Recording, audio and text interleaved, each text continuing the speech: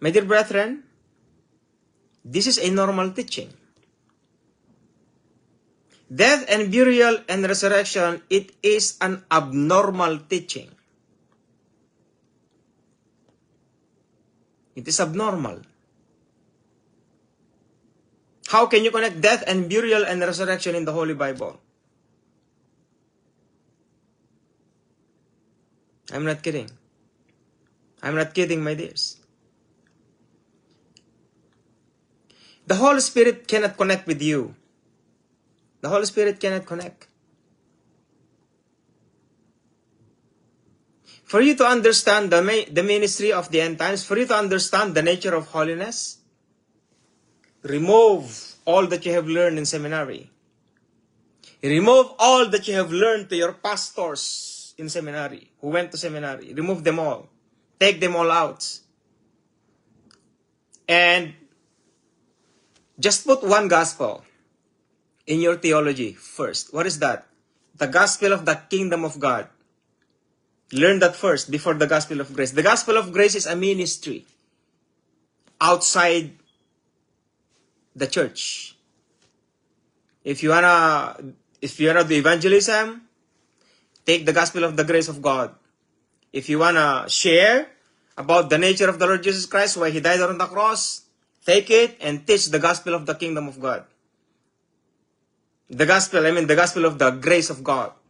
Because everyone under the gospel of the grace of God, all of them are ambassadors. And who are these ambassadors? They came from the kingdom. Where these pastors who teach and preach death and burial and resurrection, where did they come? Where did they come from? Where did they come from? God did not call them. I will tell you the truth. God did not call them to be a pastor in seminary. I am telling you, 100%, then God never called them to go in seminary. They never. Why, Brother James? It is not the ministry of our Lord Jesus Christ, period. If you're going to question me, study the Holy Bible. If you don't understand, never stop studying the Holy Bible. And then somehow, you can able to talk to me, Brother James, you are correct. The gospel of the Lord Jesus Christ preached is only the gospel of the kingdom of God. So every people of the living God, only gospel that we need to understand is none other than the gospel of the kingdom of God. Because by the mercies of God, be therefore present your bodies a living sacrifice, holy and acceptable unto God. How? By the Holy Spirit who purifies us, who sanctifies us, who justified us. Holy Spirit, He is.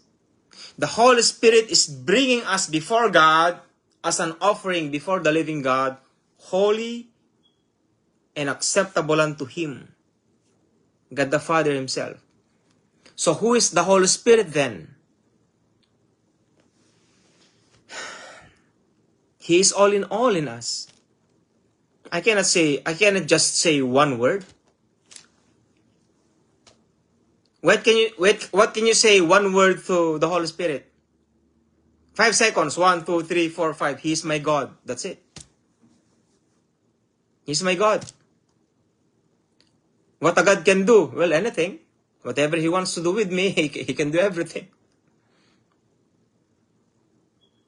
When I said to you, what can you say one word to the living God? 1, 2, 3, 4, 5. What can you say?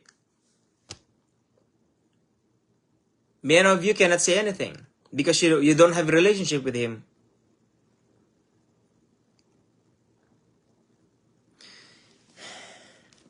I am teaching to you something that is really very far away in the theology. It's very far away. Even though you are exciting to hear it, it doesn't connect to your spirit because the theology in seminary is your blockage, is a wall. That is the wall in your spiritual life. That is a wall. I never say sorry. Those who went to seminary, it's not my fault. It's not even your fault somehow. But God Jesus Christ is waking you up.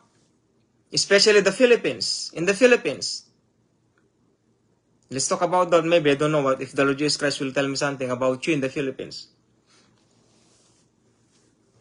And be not conformed to this world, so which means do not commit sin anymore. Why commit sin? Right? Saved, always saved, praise the Lord, if they are not committing sins. Praise the Lord. Even pastors are committing sins. Even to adultery, fornication, lasciviousness. They are pastors. Are they still saved because they are pastors? Is that their way out from their sins so that they can able to enter to the Holy of Holies? Holy of Holies, because they are pastors, right? They can enter to the Holy of Holies because they are pastors. They are called to be a pastor, right? Even though they have 2 wives, even though they have children outside marriage to their original wife.